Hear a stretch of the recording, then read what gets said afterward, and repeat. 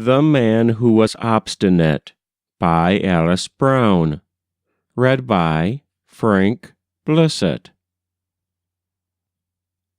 There was once a man who, in his youth, had several beautiful friendships.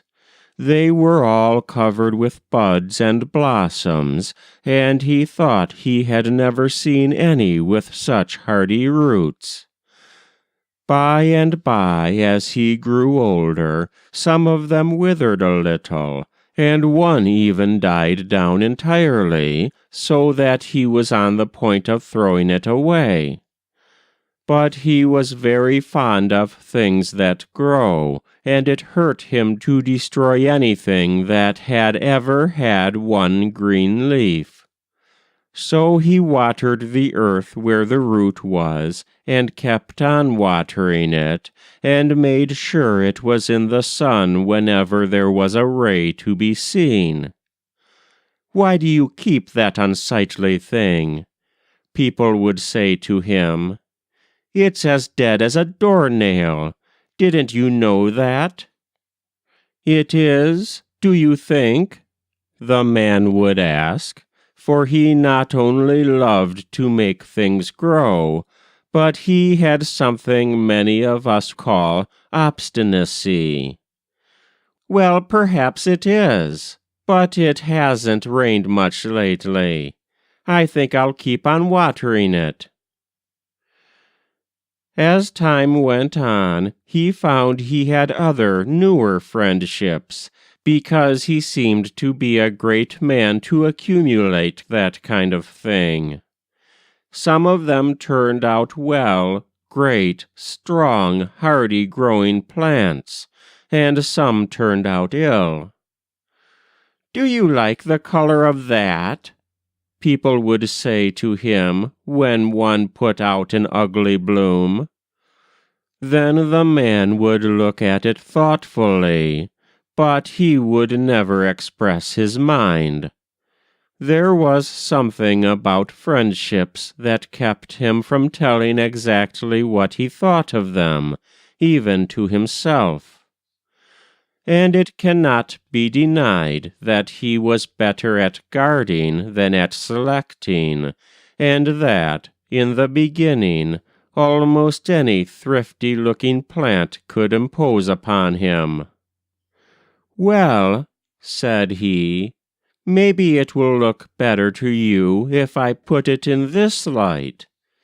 And then he would turn it about until the sun fell on it at exactly the right slant, and sometimes, for a minute or two, he could actually make you believe you were looking at the most beautiful blossom in the world. Still, it was true that many of his friendships gave him only trouble, and that, in his moments of heavy-heartedness, he was sure somebody else could have taken care of them far better than he. After a good many years the man died, and immediately he was taken into a pleasant place where it was all growth and bloom. "What is this?" he asked. "Is this heaven?" The one who had met him when he came smiled a little. "That is what they always ask," said he. "But is it?" said the man. "Well," said the other, "that is one name for it. You can call it what you like." "I never saw so much color," said the man. He delighted in color. "And certainly I never smelled anything so sweet." "Look about you," said the other. "Don't you see what the color and the sweetness come from?" There were his friendships all about him, and they were so full of bud and blossom, their leaves were so shiny, and they nodded their heads so in the sun, and rustled so in the breeze, that he would never have known them. and the one that had seemed to be dead was the tallest and most beautiful of all. "Why," said he, "they never looked like that before." "No," said the other, "they never were quite like that, and they never would have been if you hadn't taken such care of them."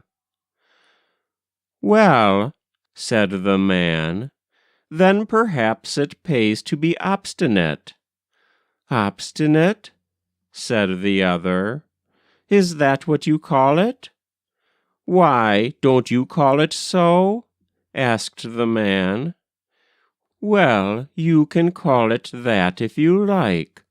We have a different name for it here." That was The Man Who Was Obstinate by Alice Brown. Read by Frank Blissett.